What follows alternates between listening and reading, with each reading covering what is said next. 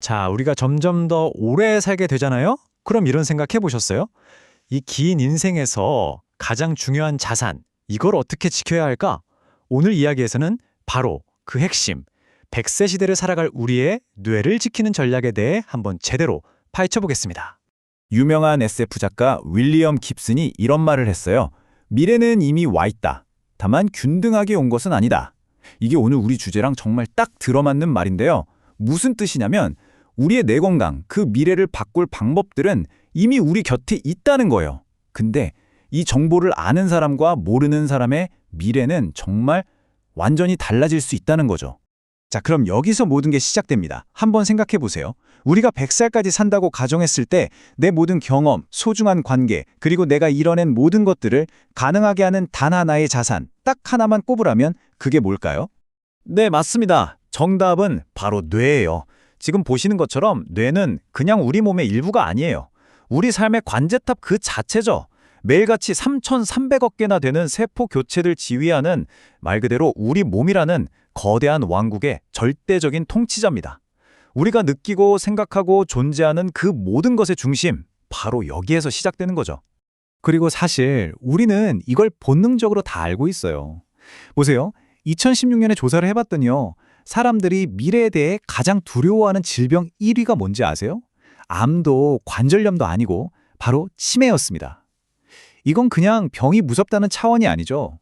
나 자신을 잃어버릴 수 있다는 정말 근원적인 두려움인 겁니다. 네, 맞아요. 그래서 뇌 기능의 상실은 그냥 병에 걸렸다는 것과는 차원이 다른 문제예요. 이건 말 그대로 나라는 존재가 사라지는 거니까요. 이 문제의 심각성을 한 예술가의 삶을 통해 한번 깊이 들여다보겠습니다. 지금 보시는 이 그림은 1967년에 그려진 예술가 윌리엄 우터몰렌의 자화상입니다. 어때요? 눈빛에서부터 자신감이 넘치고 온전한 기억과 자아를 가진 한 인간의 모습이 그대로 느껴지죠. 이게 바로 그의 시작점, 기준점이었습니다. 그리고 30년이 흘렀습니다. 1997년의 자화상이에요. 알츠하이머 진단을 받은 후입니다. 이전 그림과 비교해 보세요. 형태가 무너지고 얼굴의 구조 자체가 뒤틀리기 시작하죠. 이건 단순히 그림 실력이 변한 게 아니에요. 그의 뇌 속에서 벌어지고 있는 그 끔찍한 혼란이 이 캔버스 위에 그대로 투영되고 있는 겁니다. 그리고 마침내 2000년, 이게 그의 마지막 스케치입니다. 이제 형체는 거의 알아볼 수 없게 됐고 오직 하나의 섬뜩한 질문만이 남아 있습니다. 나는 누구인가? 바로 이것이 우리가 마주한 문제의 본질입니다. 한 사람의 자아가 완전히 사라져버리는 것, 이보다 더 무서운 게 있을까요? 자, 그렇다면 이렇게 끔찍한 붕괴는 도대체 어떻게 일어나는 걸까요? 지금부터는 우리의 뇌라는 왕국을 아주 조용히 보이지 않게 침공하는 그 적들의 정체를 하나씩 밝혀보겠습니다. 우선 많은 분들이 헷갈려 하시는 것부터 확실히 짚고 넘어갈게요. 나이가 되면서 깜빡깜빡하는 건망증하고 질병으로서의 인지기능 장애는 완전히 다른 겁니다. 여기 감자 자료 비율을 보시면 이해가 확 되실 거예요. 자료에서 감자 몇 개를 꺼내놓고 잊어버리는 거, 이건 건망증일 수 있어요. 그런데 감자 자료가 있었다는 그 사실 자체를, 즉 사건 전체를 잊어버린다면 그건 뇌세포가 손상되고 있다는 아주 심각한 신호라는 거죠. 근데 정말 중요한 건 이겁니다. 나 좀 이상한데?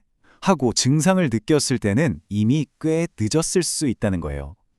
인지저하는 마치 이 빙산 같아요. 우리가 느끼는 기억력 저하 같은 증상들은요, 물 위에 살짝 드러난 빙산의 일각일 뿐입니다. 진짜 무서운 건 그 물 밑에서 아주 오랫동안 조용히 거대한 손상이 진행되어 왔다는 거죠. 자, 이 타임라인을 한번 보세요. 그 침묵의 시간이 얼마나 긴지 아주 구체적으로 보여주거든요. 정말 놀랍게도요, 병원에서 공식 진단을 받기 무려 15년 전부터 뇌에서는 베타 아밀로이드라는 독성 쓰레기가 쌓이기 시작한대요. 그리고 진단받기 한 5, 6년 전부터 인지 기능이 급격하게 떨어지는 거죠. 이게 무슨 뜻일까요? 그렇죠. 방어는 증상이 나타나기 한참 전, 바로 지금 시작해야 한다는 겁니다. 자, 그럼 우리 뇌를 공격하는 그 적들의 정체 딱 정리해 드릴게요. 크게 세 놈입니다. 첫 번째, 신경세포 사이에 독성 쓰레기처럼 쌓여서 길을 막는 녀석, 베타 아밀로이드고요. 두 번째, 혈관을 녹슬게 만들어서 뇌로 가는 보급로를 끊어버리는 놈, 호모시스테인입니다. 그리고 마지막 세 번째, 뇌세포 자체를 그냥 태워버리는 세포의 불꽃 같은 놈, 바로 활성산소입니다. 이 세 녀석이 주범이에요. 자, 이제 적이 누군지 확실히 알았죠? 그럼 이제부터는 좀 희망적인 이야기를 해보겠습니다. 다행히도 우리 뇌에는요, 스스로를 지킬 수 있는 아주 놀라운 방어 시스템이 내장되어 있어요. 지금부터는 이 우리 왕국의 성벽을 어떻게 더 단단하게 강화할 수 있는지 그 방법을 알아보겠습니다. 우리의 첫 번째 방어구는 바로 글림프 시스템입니다. 쉽게 말해 뇌의 심야 청소부라고 생각하시면 돼요. 우리가 아주 깊은 잠에 빠졌을 때 오른쪽 그림처럼 뇌세포 사이의 공간이 확 넓어져요. 그럼 그 사이로 뇌척수액이 싹 흘러 들어가면서 낮 동안 쌓였던 그 베타 아밀로이드 같은 독성 쓰레기들을 싹 씻어내는 거죠. 그러니까 잠은 그냥 쉬는 게 아니에요. 뇌를 대청소하는 가장 중요한 시간인 겁니다. 두 번째 방어 전략은 신경 가소성입니다. 이게 뭐냐면 우리 뇌는 새로운 걸 배울 때마다 새로운 길을 만들어내는 능력이 있어요. 오른쪽 그림처럼요.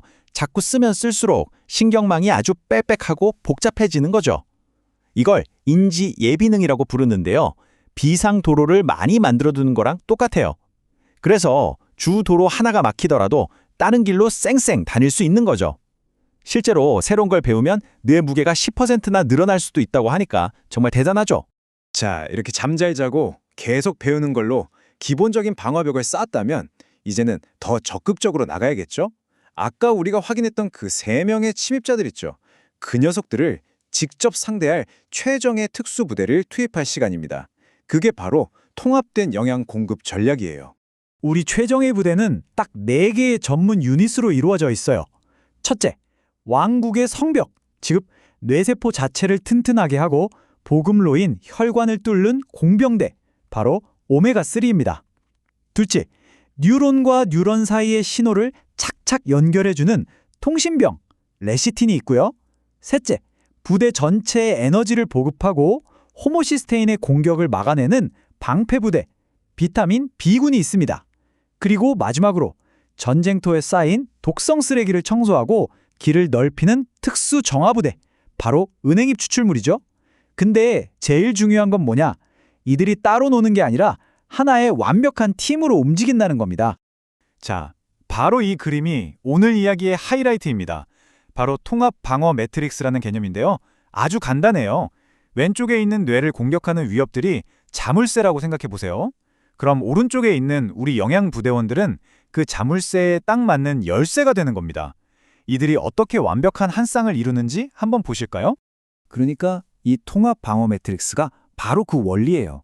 구조를 복구하는 팀, 혈관을 지키는 팀, 그리고 청소하고 길을 뚫는 팀이 각자 자기 자리에서 적의 공격을 완벽하게 막아내는 거죠.